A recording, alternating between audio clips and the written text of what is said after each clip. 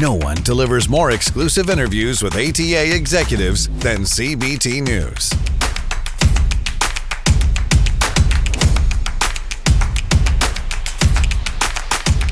CBT News, dealers' #1 source for auto industry news, content, coaching, and analysis.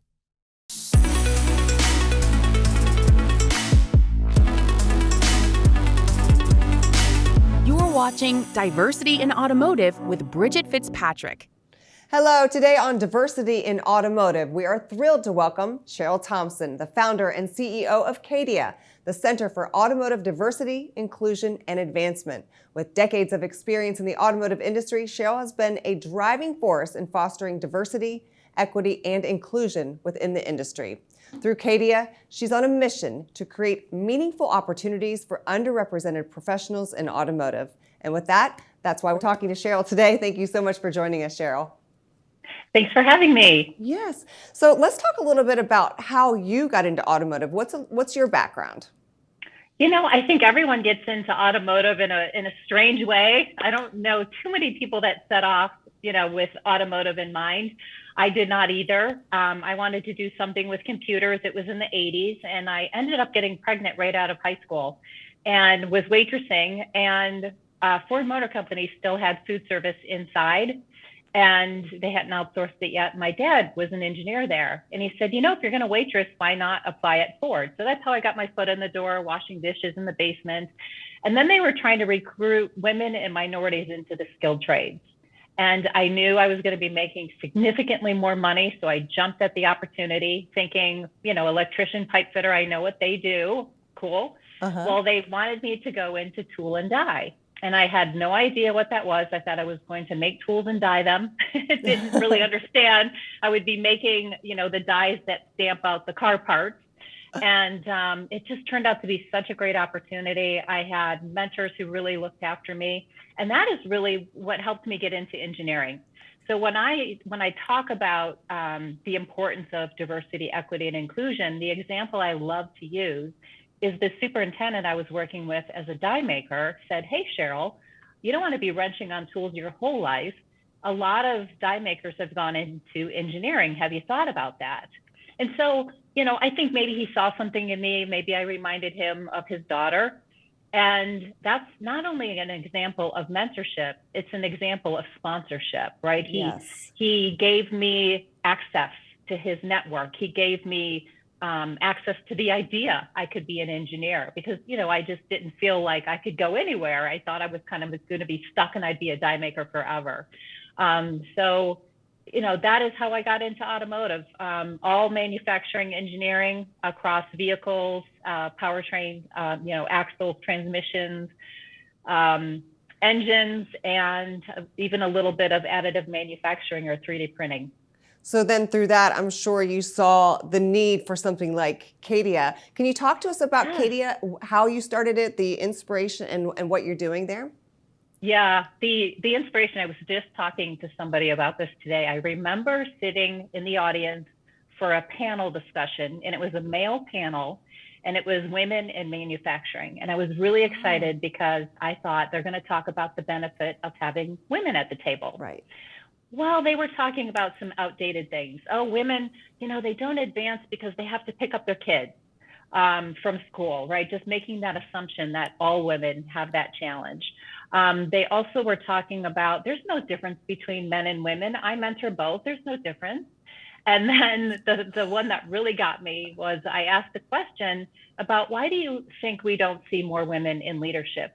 There was a huge audience. There was like 150 people on the call. I know there was probably 100 women in the room. And the answer I got was, these are hard jobs. Oh my goodness. Yes. And then we don't think you want these jobs. So it really helped me reach out to that executive vice president and give him another perspective. Yes. And that's really what motivated me to start CADIA. I knew I had so much to offer. I knew women and other people who were underrepresented had so much to offer. In fact, one of the gentlemen on my team, who was a Black man, was sharing with me that he got over-talked in meetings or his competence was questioned. And I said, oh my gosh, I thought that only happened to women. And he's like, no. Yeah. So that was really my inspiration. And so what we do at CADIA is we help the, many of the car makers, the OEMs, the tier one suppliers, a few of the dealers, and we help them on strategy. And, we're in a really challenging time right now where the legal landscape is shifting. So the ability to connect across different companies to share best practices and resources is really what we strive to do in the industry. Well, great. Well, thank you for all that you're doing for our industry, for sure. Where do you think we are in the progress? I know we've made some, but where do you think we are in the progress? I think we are making progress. We did a driving diversity study that was released in 2024. And when we looked at the whole industry, we're only about 24% female representation, which doesn't sound great. It's kind of where we've been.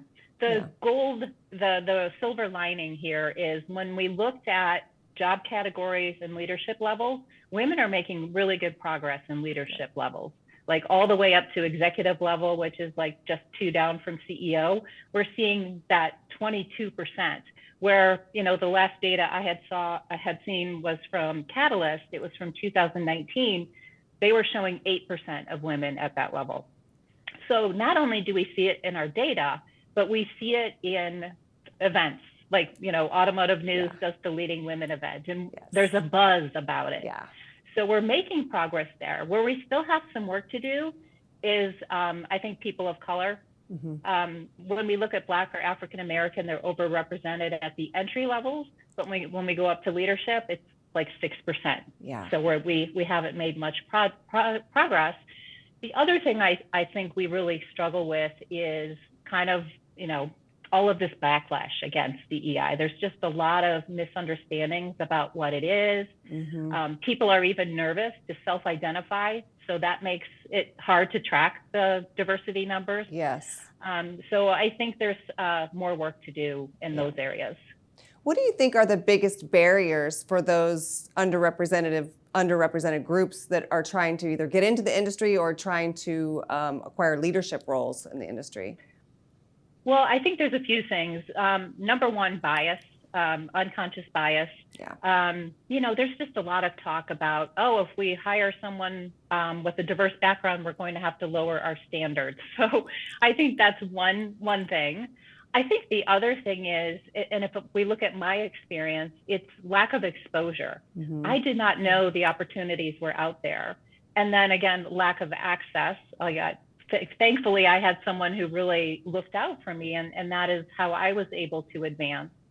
And, when I think about my first real leadership position, I was having a career discussion with my boss, and he was like, hey, you're ready for that next level. And back then, the culture was a little bit more toxic in the industry. And I thought I was going to have to change who I was to be a leader. And I didn't want to do that. But when I expressed that to him, he was able to link me up with an executive VP female leader who really helped me see you can lead authentically in your own way. So I think it's a fear of not getting to be who you want to be authentically. I think it's a lack of access to mentors and sponsors and leadership development programs. And I think it is when we have a lack of representation, you have to see it to be it. So not seeing anyone who looks like you, it's just like, oh, nope, that's not for me. That's right. So those are just some of them. Yeah, and good ones. So talk to us now. The current administration is rolling back some DEI initiatives. What have you seen since these have been taking place on what companies are doing or what you're doing to help that situation at CADIA? Yeah, well, there's a lot of confusion and concern right now. I think with the executive orders that came out, it's quite clear that the federal government had to drop all their programs. That's very cut and dry. For private organizations, it's a little bit more fuzzy. But there's some great organizations out there. It's the Metzler Center for Diversity, Inclusion, and Belonging at NYU Law School. Okay. They have done a really good job of assessing all of the cases that are, I guess you could call them anti-DEI cases on a federal level. And they've broken them down by category, by location, and then you can kind of double click on those and read in plain English, not attorney speak, what those cases were about, and what the decision was, or if it's still in progress. So I think having a little bit more clarity on what is high risk that could get you in trouble, what is totally green, no issue, and that would be things like employee resource groups. It would be things like education and awareness. It would be expanding your talent pool to make sure you're inclusive with your universities and colleges. So we're spending a lot of time with companies right now, providing clarity, encouraging them to work with their legal staff so that they can assess risk and so that they can audit their processes and make sure they're not doing anything that could make them a target or be construed as illegal. But we are not seeing companies back down. We're having a lot of CEO involvement where they're showing up and showing their commitment. And there's a lot of companies that are considering rebranding. Some people, the DEI word has just gotten gotten hijacked. Yes. So really encouraging people to talk about diversity, equity, and inclusion, not DEI. And when you're having a conversation with someone that's like, oh, DEI is evil, really digging into that. Okay, what is it? Is it the diversity? And tell me what you don't like about that. Is it inclusion? Is it equity? Because we're finding a lot of misconceptions about what it's about. It is not reverse discrimination. It is, I always like to say, it is about making work for everyone. Yeah. Well, we have made some progress, like you said. And then with the new generation coming into the industry, do you see the role of DEI evolving over the next few years with the younger generation coming in? Yes. My time in this space, it's continually evolving. So I think that we have to kind of keep our finger on the pulse and understand not only the legal environment, but what do employees need, what do customers need, what do they want? I think one example of new generations coming into the workforce is just the dress code. That has shifted in such a big way. And I really think it's the young talent coming in. I'm starting to see some trends. Maybe they're not as eager to take on leadership roles. So learning more about why is that and how can we figure out what barriers and obstacles they're facing so that we can encourage them to lead. We need them, right? They're our future leaders.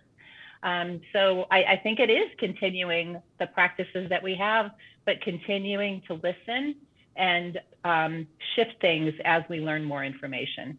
Yes. And how should companies measure their progress with DEI?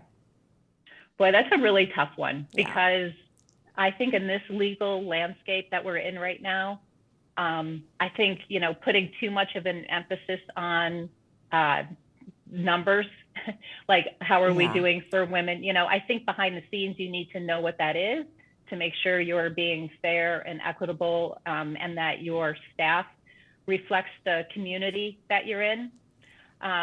Looking for maybe disparity in promotions, or hiring, or even performance reviews, like how people are getting assessed on their performance and making sure that there's no bias there. I also think, companies need to be looking at all systems, not just talent systems, but let's look at the design engineers. Are they designing for inclusivity? And maybe there's a check sheet that they get to make sure, have you considered people who may need large font? Have you considered somebody that has a disability and what they may need? So it's the things we don't think about. And I think that in the future, we'll see DEI more operationalized or embedded because there's the opportunity for bias everywhere, especially as we get to new technology, things like AI. There's that opportunity for bias. Yeah. And we just have to be mindful, and it can't just be the HR team or the DEI person. It's really everybody's job to make sure we're making products and services that are accessible and that work for everyone. Right, right. Now, I don't know if the pace is easy to measure, but where do you see us in the next 5 to 10 years with things? Yeah, well, I still think we'll see employee resource groups. Those don't seem to be going away. And I know, just having participated in them, how valuable they are. So I think we'll see that. It also gives that grassroots approach. Mm-hmm. And I think it gives leaders and executive sponsors for those groups information that they may be filtered from them previously, right? Getting to talk to the voice of the employee. So I think we'll still see that. Good. I think we'll see more cross-functional work, like I was mentioning, where DEI needs to be a competency or a skill for everyone based on their area of where they are. And as our nation becomes more diverse, I just think that we'll learn more as we go, but I can just see us really focusing on talent systems, supporting employees, and things like benefits, and operationalizing things a bit. Yes, yes. Well, Cheryl, thank you so much for joining us today. Thank you for the work that you're doing at CADIA. It's so important and very much appreciated. So thank you for joining us today. Well, thank you so much for having me, and I really appreciate the focus on the topic because, it's a tough one these days. It is. Well, thanks again. Thank you. Thanks for watching Diversity in Automotive with Bridget Fitzpatrick, exclusively on CBT News.